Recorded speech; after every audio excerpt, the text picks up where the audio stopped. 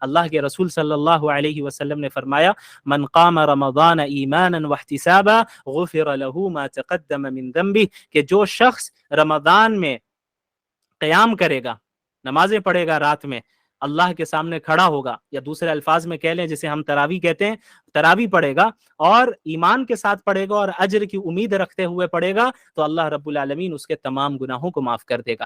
روزے کی بھی یہ فضیلت اور قیام اللیل کی بھی یہ فضیلت، کتنی بڑی فضیلت! لیکن بڑے افسوس کی بات ہے ہمارے معاشرے میں چند افراد ایسے ہیں جو امت کو اللہ سے نہیں جوڑتے ہیں، امت کو وہ توڑنا چاہتے ہیں۔ اسی لیے آپ دیکھتے ہیں کہ جیسے رمضان کا مہینہ آیا فوراً لڑائیاں شروع ہو گئی، تراویح 8 رکعت یا 20 رکعت، 20 رکعت بدعتی، 8 رکعت بدعتی۔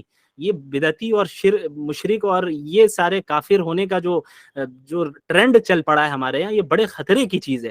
یہ چیزیں ہم لوگوں کو اصل مقصد سے پھیرنے کے لیے، ہمارا اصل مقابلہ تو کفار کے ساتھ ہے، اصل مقابلہ ان دشمنان دین کے ساتھ ہے جو ہمارے مسجد اقصی کو قبضہ کرنا چاہتے ہیں، اور وہ ایسے ہیں جو حرمین کو ختم کرنا چاہتے ہیں، وہ ایسے ہیں کہ جو چاہتے ہیں کہ مسلمان کرسچن بنے یا نہ بنے، کم از کم مسلمان نہ رہے۔ وہ نہیں چاہتے کہ آپ اسلام پہ رہے، ان کا کام ہے کہ آپ کے درمیان انتشار پیدا کرنا۔ تو یاد رکھیے رمضان میں ان فضول بحثوں میں نہ پڑے۔ یہ کوئی 8 پڑھنے والا ہو یا 20 پڑھنے والا ہو، اس سے طے نہیں ہوگا کون جنت میں جائے گا کون جہنم میں جائے گا۔ جنت اور جہنم کا مدار صحیح عقیدے اور اعمال صالحہ پر ہے، صحیح عقائد اور اعمال صالحہ پہ۔ باقی جو سب ایشوز ہوتے ہیں، اسلام کے جو فروعی مسائل ہوتے ہیں، سب ایشوز ہوتے ہیں، اس میں علماء کے درمیان اختلاف ہوتے ہیں، اس میں اختلاف کی گنجائش رکھنی چاہیے۔ اس کا سب سے اچھا حل یہ ہے کہ اگر آپ ایسے اسکول آف تھاٹ سے تعلق رکھتے ہیں جس میں تراویح کی نماز 8 ہی رکعت ہے اور تراویح تہجد ایک ہی کو مانتے ہیں، ٹھیک ہے، آپ اس پہ عمل کریں۔ اگر آپ اس پہ عمل کر رہے ہیں تو کوئی کافر اور مشرک نہیں ہو جائے گا، یہ آپ کے طریقہ استدلال ہے، آپ کے پاس اپنی کوئی دلیل ہوگی۔ لیکن جو 20 پڑھ رہے ہیں ان کو آپ پریشان کرنے لگ جائیں تو یہ طریقہ غلط ہے۔ اسی طرح اگر آپ کوئی ایسے اسکول آف تھاٹ سے تعلق رکھتے ہیں جس کے نزدیک 20 رکعت پڑھنا تراویح یہ مشروع ہے، یہ مسنون طریقہ ہے، اور پھر تہجد کی نماز الگ ہے، تو ٹھیک ہے، آپ اس پہ عمل کریں۔ آپ کے پاس یقیناً آپ کی اپنی دلیل ہے، اور کتاب و سنت سے اور سلف صالحین سے ہی آپ کی دلیل ہے، آپ اس پہ عمل کریں۔ لیکن جو 8 کا قائل ہے اب انہیں مشرک اور بدعتی قرار دینے لگ جائیں تو پھر یہ طریقہ بھی صحیح نہیں ہے، چونکہ یہ مسئلہ بھی کیا ہے،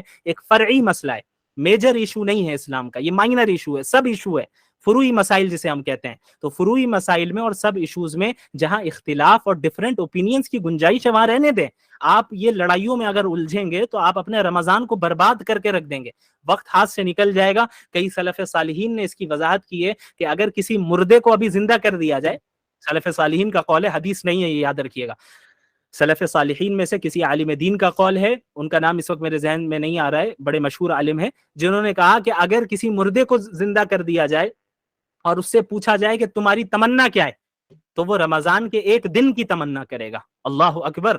یہ اتنا بڑا مقام ہے رمضان کا، اور ابھی ہم مرے نہیں، ابھی ہم زندہ ہیں۔ تو یہ اللہ کا ہم پر کتنا بڑا فضل ہے کہ اللہ جو ہے ہمیں رمضان کی توفیق دے رہا ہے۔ سلف صالحین کا یہ معمول رہتا کہ رمضان کے آنے سے 6 مہینے پہلے سے ہی اللہ سے دعا کرتے، اللہم بلغنا رمضان، یا اللہ ہمیں رمضان پہنچا دے اور عافیت کے ساتھ، صحت کے ساتھ، ایمان کے ساتھ پہنچا دے۔ یہ دعا کرتے 6 مہینے پہلے سے، اور ابھی رمضان ختم ہوتا تو ختم ہونے کے 6 مہینے بعد تک اللہ سے دعا کرتے کہ یا اللہ پچھلے رمضان میں جو عبادتیں کی ہیں اسے آپ قبول فرما لیں۔ یہ طریقہ ہمارے سلف صالحین کا رہا، ہمارے علماء کا رہا، اکابر علماء امت کا رہا، یہ طریقہ صحابہ کرام کا رہا، یہ طریقہ اللہ کے رسول صلی اللہ علیہ وسلم کا رہا۔ تو یہ حضرات رمضان کا استقبال اس طریقے سے کیا کرتے تھے، تو ہمیں بھی اسی طریقے سے رمضان کا استقبال کرنا ہے۔